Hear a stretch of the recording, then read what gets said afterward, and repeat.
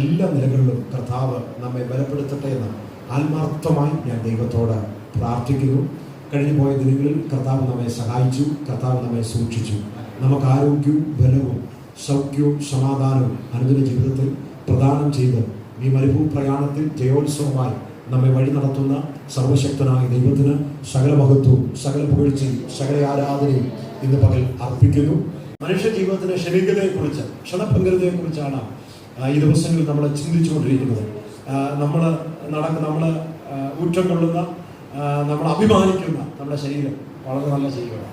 പക്ഷെങ്കിൽ ഇതിൻ്റെ ശരീരാവസ്ഥയെക്കുറിച്ച് നാം ആരും മറന്നു പോകരുത്. സ്തോത്രം. നമ്മൾ കഴിഞ്ഞ ദിവസം ചിന്തിച്ചുകൊണ്ടിരിക്കുന്നത് അപ്പോസ്തലനായ പൗലോസ് കൊരിന്ത്യർക്ക് എഴുതിയ 2-ാം ലേഖനം 4-ാം അധ്യായം അതിൻ്റെ 7 മുതലുള്ള വാക്യങ്ങളാണ് നമ്മൾ ചിന്തിച്ചുകൊണ്ടിരിക്കുന്നത്. ഒന്നാമത്തെ ഈ ശരീരത്തിൻ്റെ പ്രത്യേകതയെക്കുറിച്ച് അപ്പോസ്തലനായ പൗലോസ് പറയുന്നത് ഇത് മൺപാത്രമാണ്, അല്ലേ? എന്താണ്? ശരീരത്തിൽ നോക്കി പറയുന്നത് മൺപാത്രമാണ്. എപ്പോൾ വേണമെങ്കിലും ഉടഞ്ഞു പോകുവാൻ, പൊട്ടിപ്പോകുവാൻ സാധ്യതയുള്ള ഒരു മൺപാത്രമാണ്. എന്നാൽ ഈ മൺപാത്രത്തെ കരുത്തോടെ, ഉറപ്പോടെ, ബലത്തോടെ നിർത്തുന്നത് ഇതിനകത്തൊരു ശക്തി പകരപ്പെട്ടിട്ടുണ്ട്. എത്ര പേർക്ക് മനസ്സിലാകുന്നു? എല്ലാവരും ശ്രദ്ധിച്ച്, ഇതിനകത്തൊരു ശക്തി പകരപ്പെട്ടിട്ടുണ്ട്. ഈ ശക്തിയാണ്, ആ ശക്തിയെക്കുറിച്ച് അപ്പോസ്തലനായ പൗലോസ് പറയുന്നത് അത്യന്ത ശക്തി എന്നാണ്. സ്തോത്രം. എല്ലാവരും പറഞ്ഞാട്ടെ, അത്യന്ത ശക്തി, അത്യന്ത ശക്തി. ഈ ശക്തി എവിടെ പകരപ്പെട്ടിരിക്കുന്നത്? ഈ മൺകൂടാരത്തിന് മേലെ പകരപ്പെട്ടിരിക്കുന്നത്. കരമുയർത്ത് ദൈവത്തിന് സ്തോത്രം പറഞ്ഞാട്ടെ. ഈ മൺകൂടാരത്തിന് മേൽ എന്ത് നിറയണം? ശക്തി നിറയപ്പെടണം, സ്വർഗീയമായ ശക്തി നിറയപ്പെടണം. അതിനെക്കുറിച്ചൊക്കെ നമ്മൾ വിശദമായിട്ട് കഴിഞ്ഞ ദിവസം ചിന്തിച്ചു. ഈ ശക്തി ഉള്ളത് കൊണ്ടാണ് കല്ലെറിഞ്ഞിട്ടും അപ്പോസ്തലനായ പൗലോസ് എന്ത് ചെയ്തില്ല? മറ്റുള്ളവരോർത്ത് മരിച്ചെന്ന് ഓർത്തു. പക്ഷെങ്കിൽ അപ്പോസ്തലനായ പൗലോസ് എന്ത് ചെയ്തു? ചാടി എഴുന്നേറ്റു. കല്ലെടുത്തെറിഞ്ഞതാണ്. സ്തോത്രം. നിലത്തിട്ട് വലിച്ചതാണ്. പക്ഷേ ഈ അത്യന്ത ശക്തി വഹിക്കുന്ന മൺകൂടാരത്തെ തകർത്ത് കളയുവാൻ ഈ ലോകത്തിലെ എഴുത്തിന്റെ ശക്തിക്കും മാനുഷികമായ ആയുധങ്ങൾക്കും സാധിക്കത്തില്ല എന്ന് അപ്പോസ്തലരുടെ പുസ്തകം ആദ്യോടന്തം വായിക്കുമ്പോൾ നമുക്ക് ഗ്രഹിക്കുവാൻ സാധിക്കുന്ന കാര്യമാണ്. സ്തോത്രം. അതിനുശേഷമായിട്ട് അതുകൊണ്ട് രണ്ടാമത്തെ കാര്യം എന്ന് പറയുന്നത് ഇത് മർത്യ ശരീരമാണ്. എന്താണ് ഈ ശരീരത്തിന്റെ പ്രത്യേകത? എന്താണെന്നറിയാമോ? ഇത് മർത്യ ശരീരമാണ്. മരണം വഹിക്കുന്ന, എപ്പോൾ വേണമെങ്കിലും മരണത്തിന് വിധേയപ്പെടുവാൻ സാധ്യതയുള്ള ഒരു ശരീരത്തിലാണ് നാം ഓരോരുത്തരും വസിക്കുന്നു എന്നുള്ള കാര്യം മറന്ന് പോകരുത്. അതുകൊണ്ട് ഈ ശരീരം കൊണ്ട് എന്ത് ചെയ്യണം? നമ്മൾ പറഞ്ഞേ, ദൈവത്തെ എന്ത് ചെയ്യണം? നമ്മളെല്ലാവരും സ്വർഗത്തിൽ കാണണം. എത്ര പേർക്ക് ആഗ്രഹമുണ്ട്? സ്വർഗത്തിൽ നമുക്ക് എല്ലാവരും കാണണം. അതിൻ്റെ ഒരു ആഗ്രഹം നമുക്ക് ഉണ്ടായിരിക്കും. അപ്പോൾ ഞാൻ പറഞ്ഞു താല്പര്യം, ഒന്ന്, ഈ ശരീരം എന്താണ്? മൺപാത്രമാണ്. 2, ഇത് മർത്യ മരണം വഹിക്കുന്ന ഒരു ശരീരമാണെന്നുള്ള കാര്യം മറന്നു പോകരുത്. മൂന്നാമത്തെ ശരീരത്തിന്റെ പ്രത്യേകതയെ കുറിച്ച് തിരുവെടുത്ത് പറയുന്നു. അതിന്റെ 16-ാമത്തെ വാക്യത്തിൽ ഇങ്ങനെയാണ് വായിക്കുന്നത്. 16-ാം വാക്യം വായിച്ച്. അതുകൊണ്ട് ഞങ്ങൾ അധൈര്യം, അതിന്റെ കാര്യത്തിന്റെ എക്സ്പ്ലനേഷൻ പിന്നീട് പറയാം. അതുകൊണ്ട് ഞങ്ങൾ അധൈര്യപ്പെട്ടു പോകാതെ ഞങ്ങളുടെ പുറമേയുള്ള മനുഷ്യൻ, ശ്രദ്ധിച്ചേ, ഞങ്ങളുടെ പുറമേയുള്ള മനുഷ്യൻ എന്തായി പോകുന്നത്? നിങ്ങളെന്താ ചോദിച്ചു നോക്കി, നമ്മുടെ 12-ാം വയസ്സുള്ള ശരീരമാണോ ഇന്ന് ഈ 40-ാം വയസ്സിലുള്ളത്? 40-ാം വയസ്സുള്ള ശരീരമാണോ 50-ാം വയസ്സിലുള്ളത്? ഈ ശരീരത്തിന് മാറ്റം സംഭവിക്കുന്നുണ്ടോ? ഉണ്ടെന്നേ പറ. ഈ ശരീരത്തിന് മാറ്റമില്ലേ? ഒത്തിരി മാറ്റങ്ങൾ. ഇത് നോക്കി പറയുന്നത് ക്ഷയിച്ചുകൊണ്ടേ ഇരിക്കുകയല്ല. കഴിഞ്ഞ വർഷത്തെ പോലെയല്ല ഇപ്പം എൻ്റെ ശരീരം. ഇനി നാളുകളിൽ ഈ ശരീരത്തിന് എന്ത് ചെയ്യും? മാറ്റം സംഭവിക്കും. അത് നമ്മൾ നോക്കുമ്പോൾ അറിയാം. നമ്മുടെ ത്വക്കിന്റെ ചുളിവുകൾ എന്ത് ചെയ്യും? സംഭവിക്കും, അല്ലേ? പഴയ പോലെ നമുക്ക് എന്ത് ചെയ്യാൻ പറ്റത്തില്ല, ഓടാൻ പറ്റത്തില്ല, നടക്കാൻ പറ്റത്തില്ല. എല്ലാത്തിനും എന്ത് ചെയ്യും? വേഗതകൾ എന്ത് ചെയ്യും? കുറഞ്ഞുകൊണ്ടേയിരിക്കും. എന്നാൽ വചനം പറയുന്ന ഒരു കാര്യമുണ്ട്. എന്നാൽ എങ്കിലും എന്നാ വയസ്സ് നമ്മുടെ അകമേ എന്തുകൊണ്ട്? അകമയുള്ളവൻ എന്നാന്നറിയാമോ? നാൾക്ക് നാൾ എന്ത് ചെയ്യണം? പുതുക്കം പ്രാപിക്കുക. നമ്മുടെ ബാഹ്യശക്തി ക്ഷയിച്ചു കൊണ്ടിരിക്കുകയാണെങ്കിലും നമ്മുടെ ആന്തരിക വ്യക്തി അനുദിനം നവീകരിക്കപ്പെട്ടുകൊണ്ടേയിരിക്കുകയാണ്. എത്ര പേർക്ക് മനസ്സിലാവുന്നുണ്ടോ? നമ്മുടെ അകത്തെ മനുഷ്യൻ അനുദിനവും പുതുക്കം പ്രാപിക്കുക, നവീകരണം സംഭവിച്ചുകൊണ്ടിരിക്കുക. ഈ ഭൂമിയിൽ നമ്മെ തളർത്തുന്ന നമ്മെ വിഷമിപ്പിക്കുന്ന അനവധി നിരവധി സംഭവവികാസങ്ങൾ അനുനിമിഷവും സംഭവിച്ചു കൊണ്ടിരിക്കുമ്പോൾ, അനവധി പ്രയാസങ്ങളിലൂടെ നാം ഓരോ ദിവസവും കടന്നുപോയിക്കൊണ്ടിരിക്കുമ്പോൾ, എൻ്റെ പ്രിയമുള്ളവരെ, നമ്മൾ അതൊന്നും ഓർത്ത് ഭാരപ്പെടണ്ട. നമ്മുടെ അകത്തെ മനുഷ്യൻ എപ്രകാരമുള്ളതാണെന്ന് ആത്മാർത്ഥമായിട്ട് നാം പരിശോധിക്കണം. സ്തോത്രം. ഒരു കാര്യം ഓർപ്പിക്കട്ടെ, ദൈവമക്കൾ എന്ന നിലയിൽ ജീവിതത്തിൽ നാം കണ്ടുമുട്ടുന്ന എല്ലാ സംഭവങ്ങളെയും നേരിടുവാൻ ദൈവത്തിന്റെ കൃപ പര്യാപ്തമാണെന്ന് ദൈവം നമുക്ക് വാഗ്ദാനം തന്നിരിക്കുക. എത്ര പേർക്ക് മനസ്സിലായി? ദൈവത്തിന്റെ മക്കൾ എന്ന നിലയിൽ ജീവിതത്തിൽ നാം കണ്ടുമുട്ടുന്ന എല്ലാ സംഭവങ്ങളെയും നേരിടുവാനുള്ള കരുത്ത് ഈ ദൈവത്തിന്റെ കൃപ പര്യാപ്തമാണെന്ന് ദൈവം നമുക്ക് വാഗ്ദത്തം ചെയ്തിരിക്കുക. എത്ര പേർ പിടികിട്ടി? അപ്പോസ്തലനായ പൗലോസ് പറഞ്ഞു, നിന്റെ പുറമെയുള്ള മനുഷ്യന് ക്ഷയമുണ്ട്, ക്ഷീണമുണ്ട്, ബലഹീനമുണ്ട്, അസ്വസ്ഥതയുണ്ട്. എന്നാൽ ദൈവം പറഞ്ഞു, എന്റെ കൃപ നിനക്ക് മതി. അത് ബലഹീനതയിൽ തികഞ്ഞു വരുന്ന ഒരു ദൈവ കൃപയാ. ഇന്ന് പകൽ സമയത്ത് കൃപ നമ്മുടെ മേൽ പെരുകുമ്പോൾ അനകമായ അസാധ്യമായതിനെ സാധ്യമാക്കുവാൻ നമ്മുടെ മേൽ വ്യാപരിക്കപ്പെടുന്ന ദൈവ കൃപയോർത്ത് ഞാൻ ദൈവത്തിന് സ്തോത്രം പറയുക. സ്തോത്രം. എന്നിട്ട് അപ്പോസ്തലനായ പൗലോസ് വിവക്ഷ പറയുന്നുണ്ട്, നൊടി നേരത്തേക്കുള്ള ഞങ്ങൾ ലഘുവായ കഷ്ടം അത്യന്തം അനവധിയായി തേജസ്സിന്റെ നിത്യകരം ഞങ്ങൾക്ക്. എന്നതറിയാം, നാം എത്രത്തോളം കഷ്ടത അനുഭവിക്കുന്നു അത്രത്തോളം വലുപ്പമുണ്ട് നിത്യതയിൽ നമുക്ക് ലഭിക്കുവാൻ പോകുന്ന പ്രതിഫലം. മനസ്സിലായി? നമ്മൾ എത്രത്തോളം പ്രതിസന്ധികളിലൂടെ കടന്നു പോകുന്നുവോ, എത്രത്തോളം ഭാരം വഹിക്കുന്നുവോ, അത്രത്തോളം വലുതാ നാം അനുഭവിക്കുവാൻ പോകുന്ന, നമുക്ക് ലഭിക്കുവാൻ പോകുന്ന നിത്യ തേജസ്സിന്റെ ഘനം. അപ്പം ഏറ്റവും കൂടുതൽ സ്വന്തം പറയേണ്ടത് ആരാ പറയുന്നത്? പറഞ്ഞേ. കഷ്ടം കൂടുതലായിട്ട് അനുഭവിക്കുന്നത് സ്വന്തം പറഞ്ഞോണം. സ്വതന്ത്രം പറഞ്ഞോളെ. എന്താണെന്നറിയാം? കനം കൂടിക്കൊണ്ടിരിക്കുക. എവിടാ കനം കൂടുന്നത്? ഈ ഭൂമിയിലല്ല, സ്വർഗത്തിൽ എന്റെ നിക്ഷേപത്തിന് കനം കൂടിക്കൊണ്ടിരിക്കുകയാണ്. അതുകൊണ്ട് ഇന്നലകളിൽ നാം അനുഭവിച്ച കഷ്ടതയോർത്ത് ദൈവത്തിന് സ്തോത്രം പറഞ്ഞേ. അതല്ലേ അപ്പോസ്തലനായ പൗലോസ് പറഞ്ഞത്, നൊടി നേരത്തേക്കുള്ള, എന്നാൽ താൽക്കാലികമായ, അല്പസമയത്തേക്ക് ഞങ്ങളുടെ ജീവിതത്തിൽ നേരിടുന്ന ഈ ചെറിയ ചെറിയ കഷ്ടതകൾ, അല്ല വലിയ കഷ്ടതയായിക്കോട്ടെ. അപ്പോസ്തലനായ പൗലോസ് താൻ അനുഭവിച്ച, താൻ കടന്നുപോയ സമസ്ത മേഖലയെ കുറിച്ച് താൻ പലപ്പോഴും വിവരിച്ചിട്ടുണ്ട്. ആവർത്തന വിരസതയുള്ളത് കൊണ്ട് ഞാനത് വീണ്ടും പ്രസംഗിക്കാൻ താല്പര്യപ്പെടുന്നത്. ഒത്തിരി പ്രതിസന്ധികളിലൂടെയാണ് താൻ കടന്നുപോയത്. ഇതിലെല്ലാം താൻ കണ്ടത് അറിയാമോ? നൊടി നേരത്തേക്കുള്ള ലഘുവായ കഷ്ടം, ലഘുവായ കഷ്ടം. സ്തോത്രം. എന്താണെന്നറിയാം? അപ്പോസ്തലനായ പൗലോസ് ഇങ്ങനെ പറയാൻ കാരണമായിട്ടുള്ളത്, ജീവിതത്തിൽ വർദ്ധിച്ചു വരുന്ന പ്രയാസങ്ങളെ നൈമിഷികവും ലഘുവുമായ കഷ്ടതയായിട്ടാണ് അപ്പോസ്തലനായ പൗലോസ് വിവരിക്കുന്നത്. എന്താണെന്നറിയാമോ? കിരീടത്തിന് മുമ്പ് ഒരു കുരിശുണ്ടെന്നുള്ള കാര്യം നാം ആരും വിസ്മരിക്കരുത്. മാത്രമല്ല, നാം ഒരിക്കലും നമ്മുടെ കഷ്ടതയെ ഒറ്റയ്ക്ക് സഹിക്കേണ്ടി വരികയില്ല. എത്ര പേർക്ക് മനസ്സിലാകുന്നുണ്ട്? ഒരിക്കലും കഷ്ടതയെ നാം ഒറ്റയ്ക്കല്ല സഹിക്കുന്നത്. പലപ്പോഴും നമുക്ക് തോന്നുന്നത് എന്നാണെന്നറിയാമോ? ഞാൻ ഒറ്റയ്ക്കാ വഹിക്കുക. അങ്ങനെ തോന്നലില്ലേ? അല്ലേ? എന്നാൽ ദൈവവചനം നമ്മൾ പറയും, ദൈവം നമ്മുടെ സങ്കേതവും. അപ്പം കഷ്ടതയിൽ ആരുണ്ട് കൂടെ? കർത്താവുണ്ട്. പറഞ്ഞ്, എന്റെ കഷ്ടതയിൽ ആരുണ്ട്? ആരും എന്നോട് കൂടെ ഇല്ലെങ്കിലും, ആരും എന്റെ ഭാരം അറിയുന്നില്ലെങ്കിലും ദൈവം നമ്മുടെ സങ്കേതമാണ്, ദൈവം നമ്മുടെ ബലമാണ്. കഷ്ടങ്ങളിൽ കഷ്ടങ്ങളിൽ കഷ്ടങ്ങളിൽ എല്ലാവരും അകന്നു മാറുമ്പോൾ, എല്ലാവരും മാറി നിൽക്കുമ്പോൾ, എല്ലാവരും അവഗണിക്കുമ്പോൾ, പ്രിയ സഹോദര, പ്രിയ സഹോദരി, നമ്മോട് കൂടെയുള്ള ആ ദൈവ സാന്നിധ്യം, നമ്മോടൊപ്പം ഇരിക്കുന്ന ദൈവ സാന്നിധ്യം, അതിനായി ഞാൻ കർത്താവിന് സ്തോത്രം പറയുകയാണ്. സ്തോത്രം. ദൈവം വിശ്വസ്തന.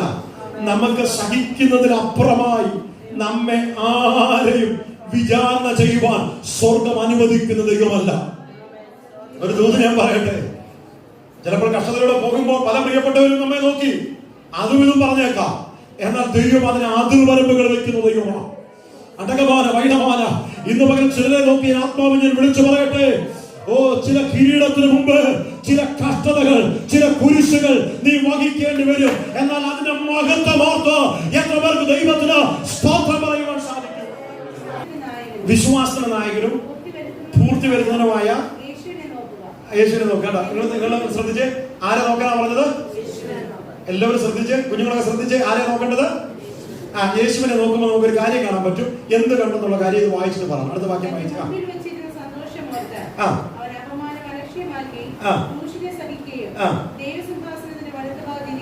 ശ്രദ്ധിച്ച്, യേശുവിനെ നോക്കിയപ്പോ എന്നാ മനസ്സിലായി? നമുക്ക് എന്നാ മനസ്സിലായത്? പറ.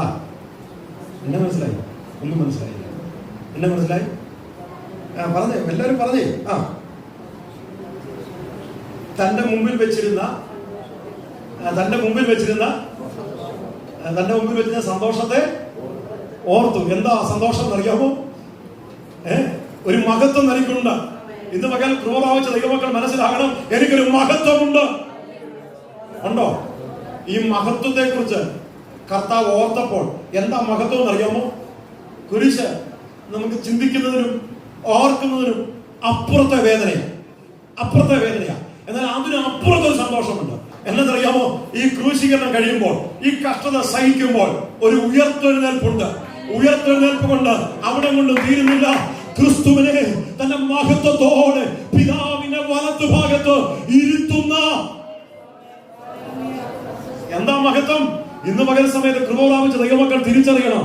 ദൈവകൃപ അനുഭവിക്കുന്ന ദൈവമക്കൾ തിരിച്ചറിയണം, നമ്മുടെ മുമ്പിൽ ഒരു സന്തോഷമുണ്ട്. നാളെയുടെ നിലയിൽ വീട് കിട്ടുന്നതല്ല, മക്കൾ നല്ല നിലയിൽ പഠിച്ച് വിവാഹ പ്രായമെത്തി അവരുടെ നന്മ അനുഭവിക്കുന്നതല്ല. അതൊക്കെ ഒരു താൽക്കാലികമോ. എന്നാൽ അതിനപ്പുറത്ത് നിത്യമായ ഒരു സന്തോഷമുണ്ട്. അത് അനുഭവിക്കുന്നവർ, അത് ഓർക്കുന്നവർ ദൈവത്തിന് സ്തോത്രമാണ്. തന്റെ മുമ്പിൽ വെച്ചിരുന്ന സന്തോഷമോർത്ത് അവൻ അപമാനത്തെ എന്ത് ചെയ്തില്ല? കാര്യമാക്കിയില്ല. ശ്രദ്ധിച്ച് അപമാനത്തെ എന്ത് ചെയ്തില്ല?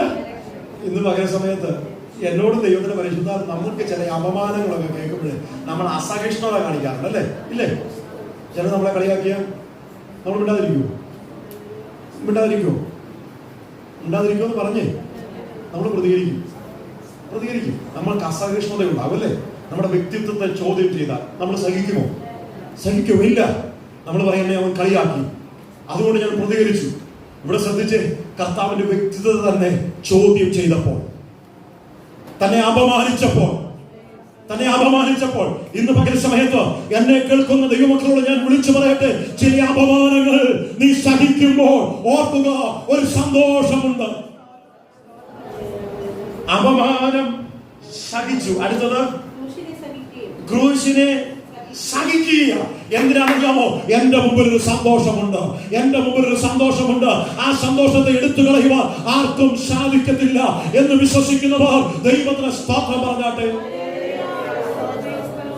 നമ്മളതാണ് പാട്ടിൽ പറയുന്നത്, എൻ ഭാഗ്യകാലം ഓർക്കുമ്പോൾ എന്നുള്ളം. അതോടെ എൻ ഭാഗ്യകാലം ഓർക്കുമ്പോൾ എന്നുള്ളം തുള്ളും. അതുകൊണ്ട് ഈ ലോകസുഖം തള്ളിയ ഭാഗ്യം നിത്യമാ അന്നു ഞാൻ പാടിടും രാജൻമുഖം കണ്ടു രക്തത്തിൻ ഫലമായി വാഴുമേ സ്വർഗത്തിൽ കോടി അമ്മേ. രക്തത്തിൻ ഫലമായി വാഴുമേ സ്വർഗത്തിൽ കോടി.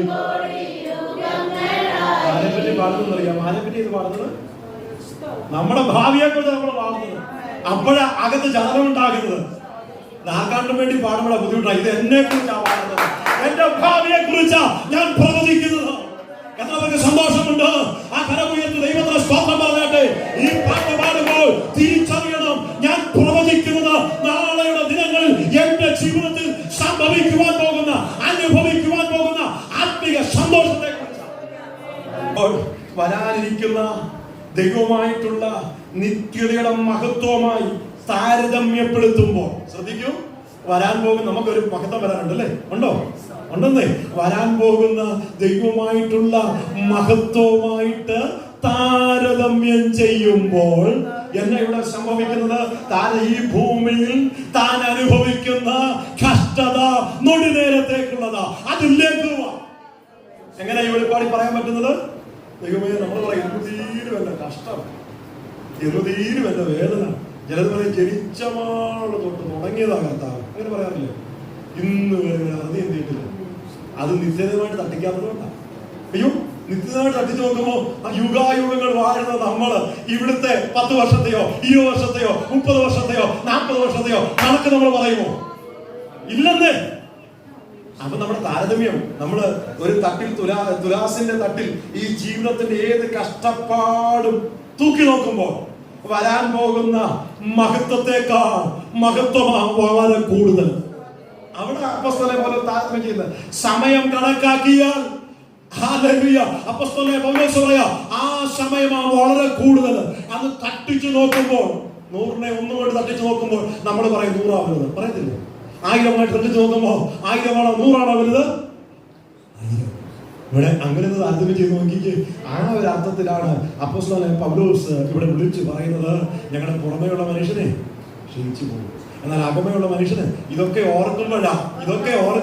അല്ലാതെ ഈ ഭൂമിയിൽ എന്റെ കഷ്ടത, എന്റെ ബുദ്ധിമുട്ട്, ഇതൊക്കെ ഓർക്കുമ്പോൾ പുറമേ ഉള്ളവരും ക്ഷീണിക്കും, അകമേ ഉള്ളവരും ചെയ്യും. നമ്മുടെ പ്രശ്നം അങ്ങനെ, പുറമേ ഉള്ളവരും ക്ഷീണമോ, അകത്തുള്ളവരും. എന്നാൽ അകത്തുള്ളവൻ എങ്ങനെയാ ധൈര്യപ്പെടുന്നത്? ഭാവിയെ കുറിച്ച് ഓർക്കുമ്പോ, മഹത്വത്തെ കുറിച്ച് ഓർക്കുമ്പോ, വരാനിരിക്കുന്ന ആ പ്രതിഫലത്തെ കുറിച്ച് ഓർക്കുമ്പോ, ഇന്നിന്റെ കഷ്ടങ്ങൾ എനിക്ക് സാരമില്ലെന്ന് ഞാൻ എണ്ണു. അല്ലാത്തവരൊക്കെ ക്ഷീണിച്ചു. അവന് ക്ഷീണമുള്ളവർ ഉണ്ടോ? ക്ഷീണമുള്ളവരുണ്ടോ? എന്തുകൊണ്ടാണ് ക്ഷീണിക്കുന്നത്? പറ, എന്തുകൊണ്ടാണ് ക്ഷീണിക്കുന്നത്? പുറത്തെ ക്ഷീണത്തിന് ആഹാരം കഴിച്ചാൽ മതി, അകത്തെ ക്ഷീണത്തിന് ചിന്ത മാറ്റിയാൽ മതി. സ്വന്തം പറഞ്ഞ് അകത്തെ മനുഷ്യന് ബലമുണ്ടാകണമെങ്കിൽ ചിന്ത മാറ്റിയാൽ മതി, മനസ്സ് മാറ്റിയാൽ മതി. ഇന്ന് പകൽ സമയത്ത് മനസ്സ് മാറ്റുവാൻ തയ്യാറുള്ളവരുടെ ആത്മാവിന് ഒരു നവചൈതന്യം, ഒരു നവീകരണം ഇന്ന് പകൽ സമയത്ത് ഇവിടെ പകരപ്പെടുക. വിശ്വസിക്കുന്നവർ അധരം തട്ടി നിറഞ്ഞ ഹൃദയത്തോടെ ദൈവത്തിന് സ്തോത്രം.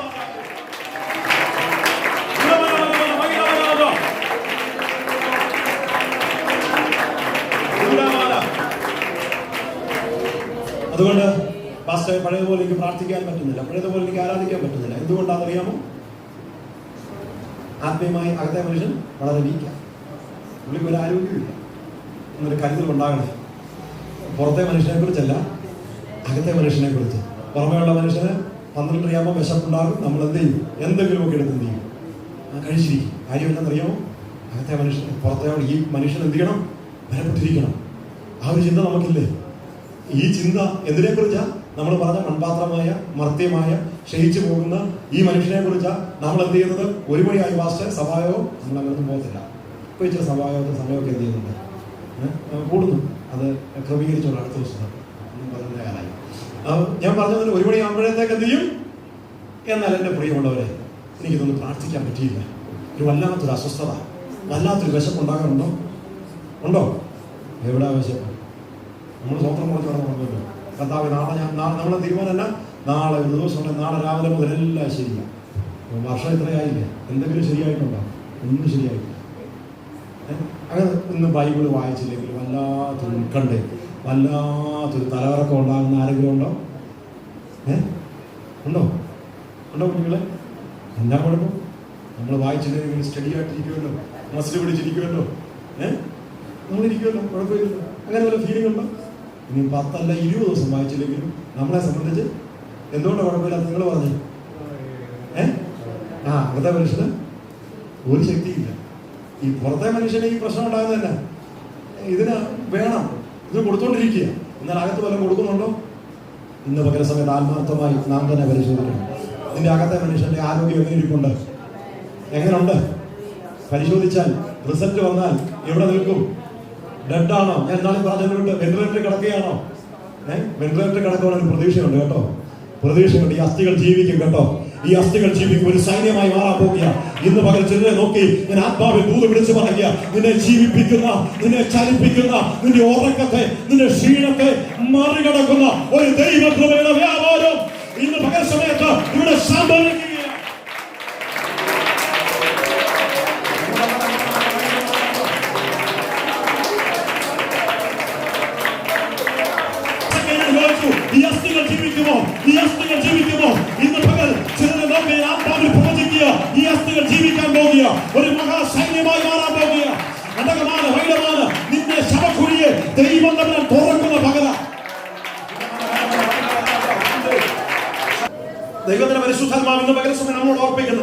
എസെക്കിയേൽ പ്രവാചകന്റെ പുസ്തകം 37-ാം അധ്യായം അതിന്റെ 13-ാമത്തെ വാക്യം വായിച്ചാൽ 13-ാമത്തെ വാക്യം അതിന്റെ 11 വായിച്ചു.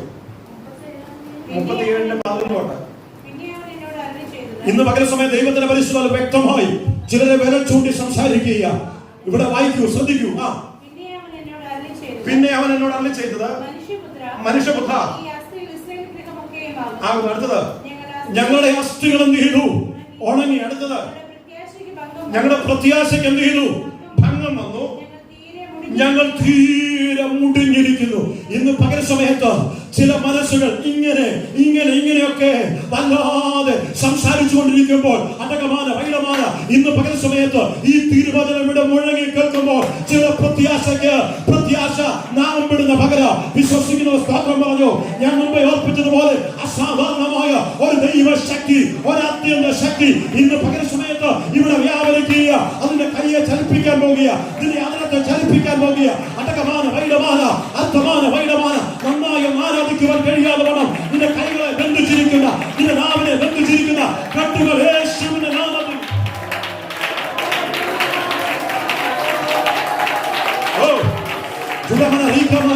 ഇന്ന് പകൽ ഒരു ഓപ്പണിംഗ് നടക്കുകയാണ്.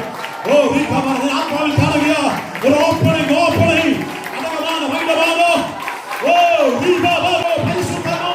ആ ശക്തിയെ ഋഷിവിലാട്ടെ.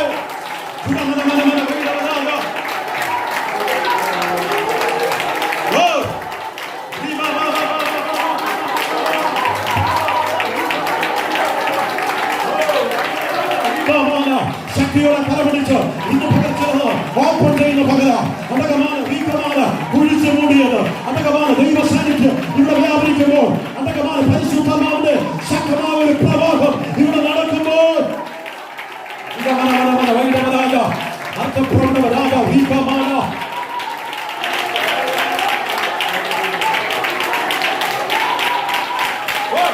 വാങ്ങുക തുറന്നുകൊണ്ട് ശക്തിയോടെ ഇന്ന് പകൽ അടകമാണ് വൈഡമാണ് ആരാധിക്കുവാൻ കഴിയാതെ വണ്ണം, ദൈവത്തെ മഹത്വപ്പെടുത്തുവാൻ കഴിയാതെ വണ്ണം ഇന്ന് നാവിനെ കെട്ടിയ കെട്ടുകൾ ഇന്ന് പകൽ യേശുവിന്റെ നാമത്തിൽ അഴിയുക. കരങ്ങൾ ചേർത്തടിക്കുവാൻ കഴിയാതെ വണ്ണം നിന്നെ ബന്ധിച്ചിരിക്കുന്ന ബന്ധനങ്ങൾ യേശുവിന്റെ നാമത്തിൽ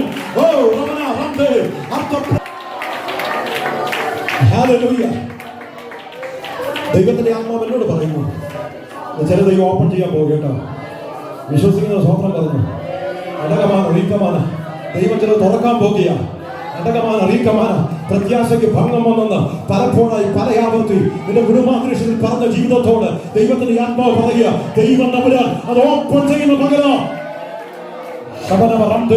രാജ ദൈവത്തിന് കഴിയാത്ത ഒരു കാര്യവുമില്ല. എന്താ ഇവർ പറയുന്നത്? മനുഷ്യപുത്ര, ഞങ്ങളുടെ അസ്ഥികൾ എന്ത് ചെയ്തു? അടുത്തത് ഞങ്ങളുടെ പ്രത്യാശയ്ക്ക് എന്ത് ചെയ്തു?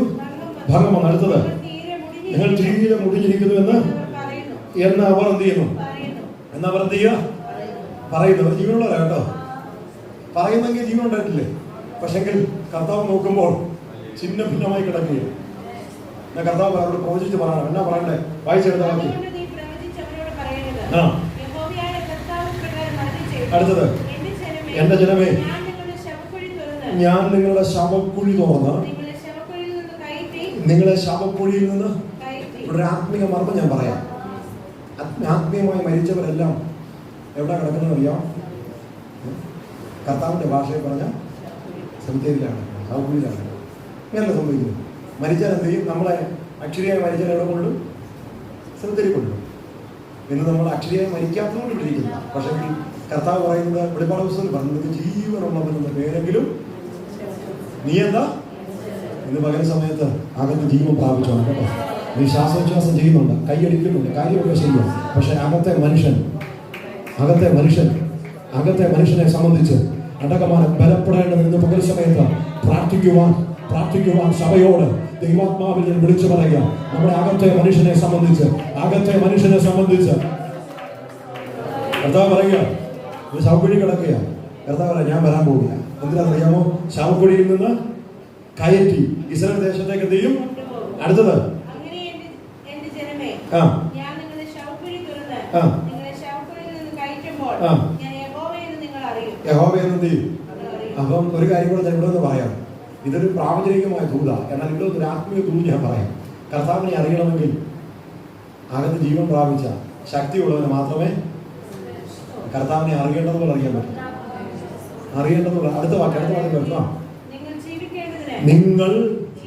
നിങ്ങൾ ജീവിക്കേണ്ടതിന് ഞാൻ എൻ്റെ ആത്മാവിനെ നിങ്ങളിൽ എന്ത് ചെയ്യും? ഞാൻ എൻ്റെ ആത്മാവിനെ ഇന്ന് പകൽ അവിടെ സംഭവിച്ചുകൊണ്ടിരിക്കുക. അടക്കമാണ് നിർജീവമായിരിക്കുന്ന മരിച്ചു കിടക്കുന്ന ചിലതിന്റെ മേൽ ആത്മാവ് പരിവർത്തിച്ചുകൊണ്ടിരിക്കുക. വെള്ളത്തിന്റെ മേൽ ആത്മാവ് പരിവർത്തിച്ചപ്പോൾ അടക്കമാണ് വൈഡമാന അതുപോലെ ഇന്ന് പകൽ സമയത്ത് ഓരോ സഭയിൽ അടക്കമാണ് ഈ ദൈവസഭയിൽ കരഞ്ഞു പ്രാർത്ഥിക്കുന്ന ചില ജീവിതങ്ങളുടെ മേൽ ആത്മാവിനെ സ്വർഗം അയക്കുകയോ. ഞാൻ എന്റെ ആത്മാവിനെ നിന്റെ ഉള്ളിൽ എന്ത് ചെയ്യും? അടുത്ത വാക്യം എന്ത് ചെയ്യും? ഇതിനകത്ത് പാർപ്പിക്കാൻ പോകട്ടോ. വിശ്വസിക്കാൻ പറ്റുമോ? അടകമാന വൈഡമാന ഇന്ന് ഈ 2024 ഡിസംബർ മാസം 15-ാം തീയതി ദൈവം നിനക്ക് വേണ്ടി ചിലത് ഈ ഭൂമിയിൽ ചില പാർപ്പിടം ഒരുക്കാൻ പോകുകയാണ്. ചിലരോടൊക്കെ നമ്മൾ ചില കുടുംബങ്ങൾക്ക് വേണ്ടി പ്രാർത്ഥിച്ചുകൊണ്ടിരിക്കുക, ചില വസ്തു വാങ്ങുന്നതിന് വേണ്ടി പ്രാർത്ഥിച്ചുകൊണ്ടിരിക്കുക. ഇന്ന് പകൽ സമയത്ത് പ്രവചനാത്മാവിൽ ഞാൻ ദൂത് വിളിച്ച് പറയട്ടെ, അടകമാന റീക്കമാന വൈഡമാന ദൈവം നിനക്ക് വേണ്ടി ഒരുക്കിയിരിക്കുന്നത് ഒരു കണ്ണ് കണ്ടിട്ടില്ല, ആരുടെ ചെവിയിൽ തോന്നിയിട്ടില്ല. അതൊക്കെ എങ്ങനെ സംഭവിക്കും? ദൈവത്തിന്റെ ആത്മാവിന് ഇന്ന് പകൽ സമയത്ത് ഇവിടെ ആത്മാവ് പരിവർത്തിക്കുമ്പോൾ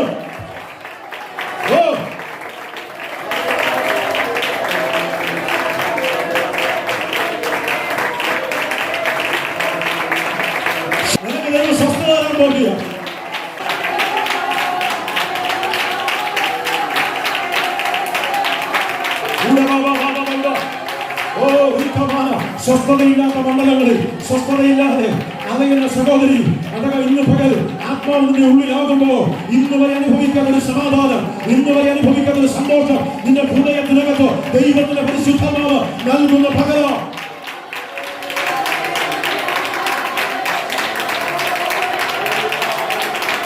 യേശുവിന്റെ നാമത്തിൽ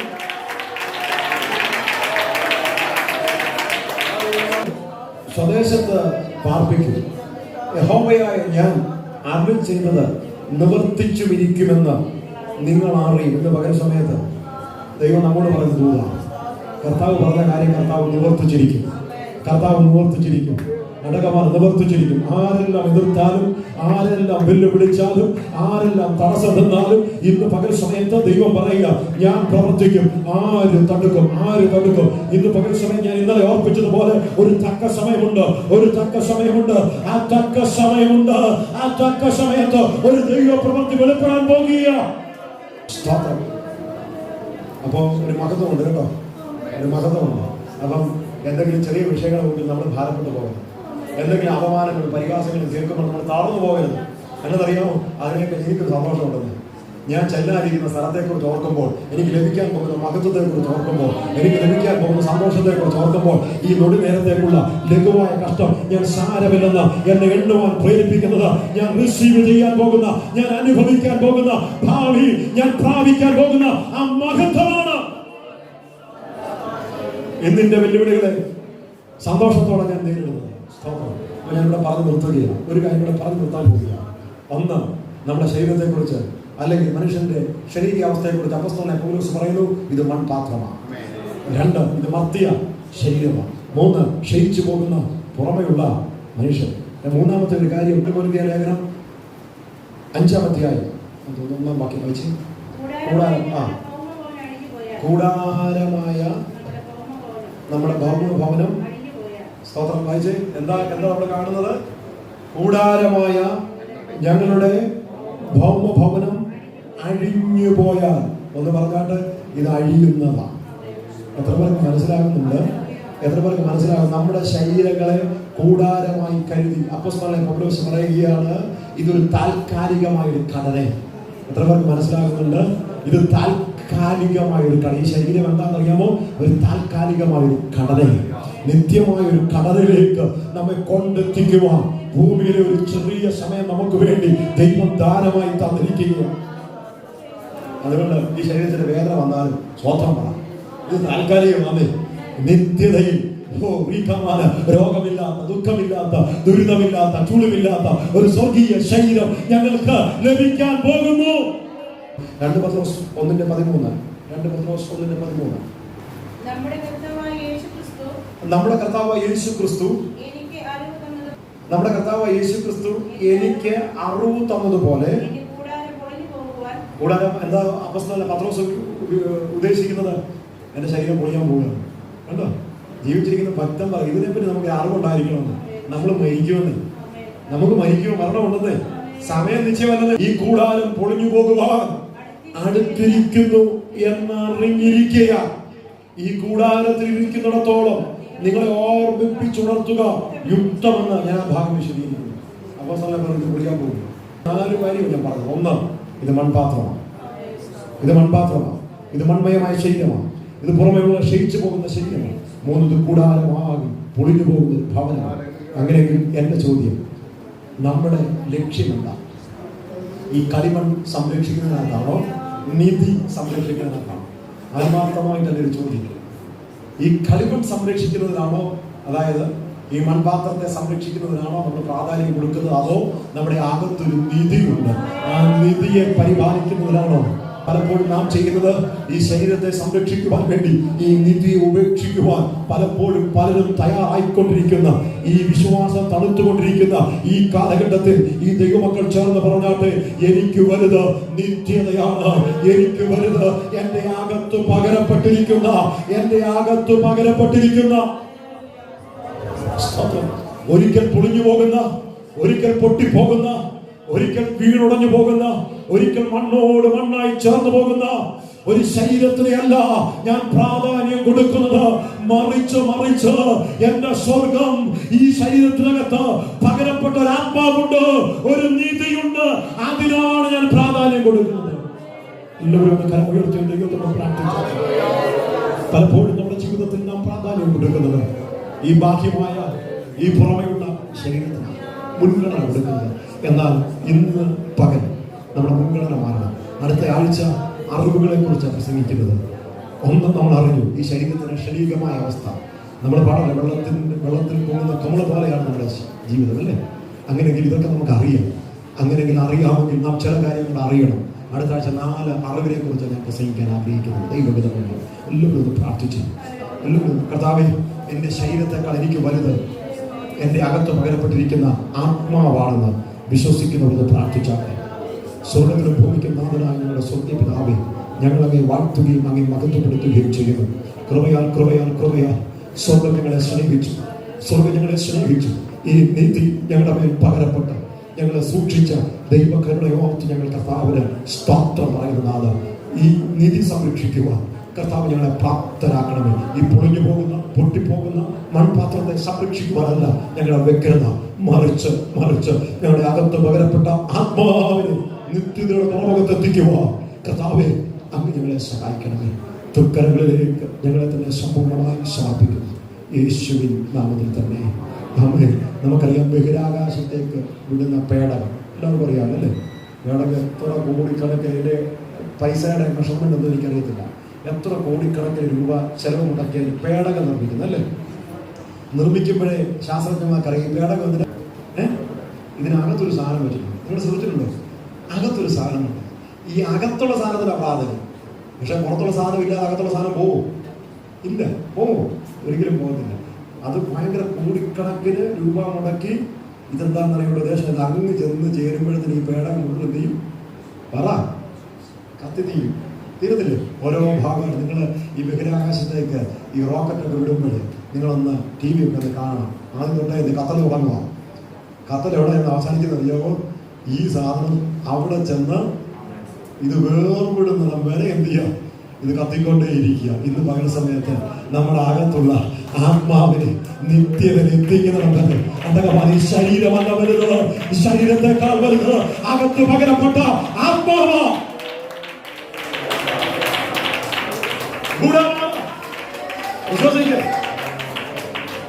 റോക്കറ്റൊക്കെ കാണാൻ ഭയങ്കര മനോഹരം. ഞാൻ നിൽക്കുന്നത് ഇതൊന്നും ഇത്രയും കോടിക്കണക്കിന് മേടിച്ചിട്ട് കത്തിക്കുന്നത്. അവർ പറയും ഇതല്ലെന്നേ, ഇതിനകത്തൊരു സാധനം വെച്ചിട്ടുണ്ട്, ഈ സാധനം അകത്തേതാണ്. അല്ല, ഇതെല്ലാം കൂടി ഇതങ്ങനെ നമുക്ക് പോകത്തില്ലെന്ന്. ഈ ചാരമാകാനുള്ളതാണ്. പറ, ഇത് മണ്ണാകാനുള്ളതാണ്. നിങ്ങൾ ഗൗരവമായിട്ട് പറ, ഇത് എന്താകാനുള്ളതാ? ഇത് മണ്ണാകാനുള്ളതാ, ഇത് മണ്ണിലേക്കുള്ളതാ. എന്നാൽ മണ്ണിലേക്കകത്തല്ലാതെ ഇവിടുത്തെ ജീവൻ പോകുമ്പോൾ, ഇവിടുത്തെ ജീവൻ പോകുമ്പോൾ എന്റെ അകത്തുള്ള ജീവൻ സ്വർഗത്തിലെത്തണം. എത്ര പേർക്ക് പ്രതീക്ഷയുണ്ട്? എത്ര പേർക്ക് പ്രതീക്ഷയുണ്ട്? എന്റെ അകത്തുള്ളത് എവിടെ ചെല്ലണം? പറയുന്നേ സ്വർഗത്തിൽ ചെല്ലണമെന്ന്. അതിനുവേണ്ടി എന്താണ് ഈ ശരീരത്തെ എന്ത് ചെയ്യണം? ശരീരം ഇല്ലെങ്കിലും ഒരു പ്രയോജനമില്ല. അതുകൊണ്ട് ഇത് പ്രാധാന്യമില്ലെന്നല്ല ഞാൻ പറഞ്ഞത്, പക്ഷെ അതിനേക്കാൾ പ്രാധാന്യമുള്ളത് അകത്തുണ്ട്. അതിനാണ് നമ്മൾ എന്ത് ചെയ്യേണ്ടത്? പ്രാധാന്യം കൊടുക്കേണ്ടതെന്ന് ആത്മാർത്ഥമായി ദൈവമക്കളെ ഓർപ്പിക്കുക. അതുകൊണ്ട് പറഞ്ഞ കാര്യങ്ങളൊന്നും മറന്നു പോകരുത്. സകല ലോകത്തെക്കാളും വിലയുള്ളത് എന്താണ്? ആത്മാവിനെ അല്ലേ? അങ്ങനെ ഈ ആത്മാവിനെ പരിപോഷിപ്പിക്കുക. എത്ര പേർ തയ്യാറാകും? എത്ര പേർ ആത്മാർത്ഥമായിട്ടൊന്ന് പരിശോധിക്കണം.